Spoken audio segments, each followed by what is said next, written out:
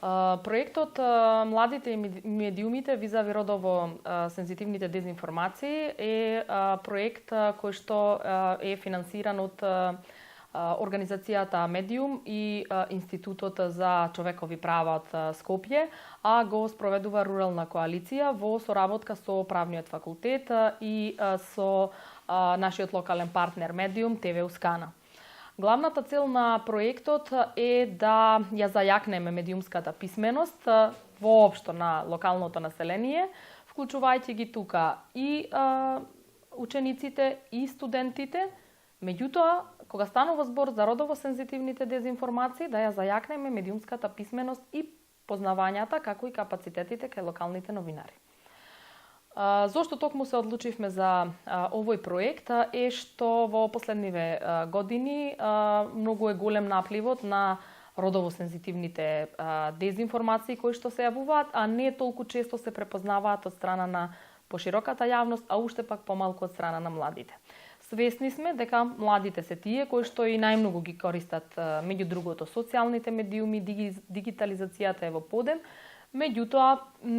при тоа не се прави некоја поголема разлика во однос на квалитетот на информациите кои што се добиваат, нивното значење, дали се точни, прецизни, изворите на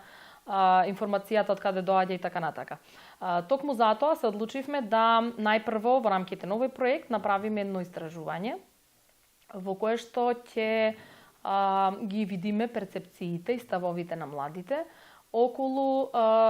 дезинформациите, говорот на омраза, слободата на говор, колку ваквите поеми ги препознаваат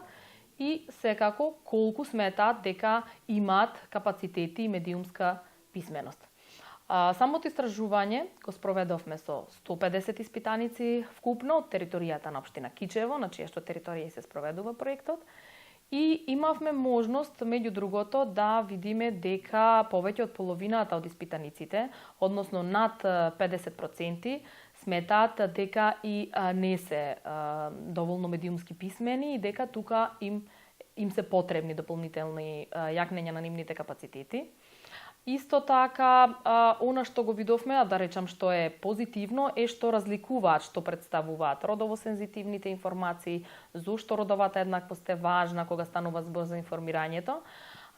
така да добро ги разбираат поимите кои што се поврзани со родовата еднаквост, но она што исто така утврдивме дека недостасува е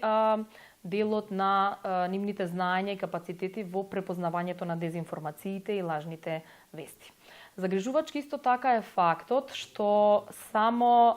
околу 16% ги препознаваат, односно го проверуваат изворот од каде што доаѓаат информациите, додека пак сите останати, дури кога станува збор за одредено сомневање дека станува збор за лажни вести,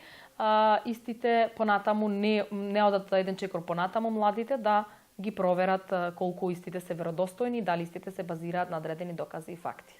Сметаат дека социјалните медиуми се тие кои што се најголем извор на лажни вести, а дека најчесто лажните вести доаѓаат пред се од страна на институциите, од страна на политичките партии и како трет фактор тука исто така ги ставија медиумите. Она што ни беше важно и што ни беше доволен показател во рамките на ова истражување е дека јакнењето на капацитетите е нужно, па затоа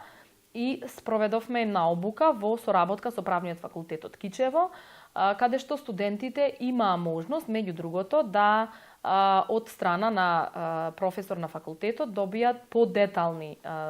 знаења и информации кога станува збор за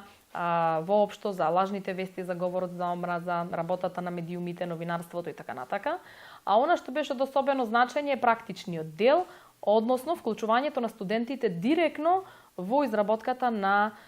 видеосториите, кои што исто така се дел од проектот, а се во непосредна соработка со локалниот медиум ТВ Ускана.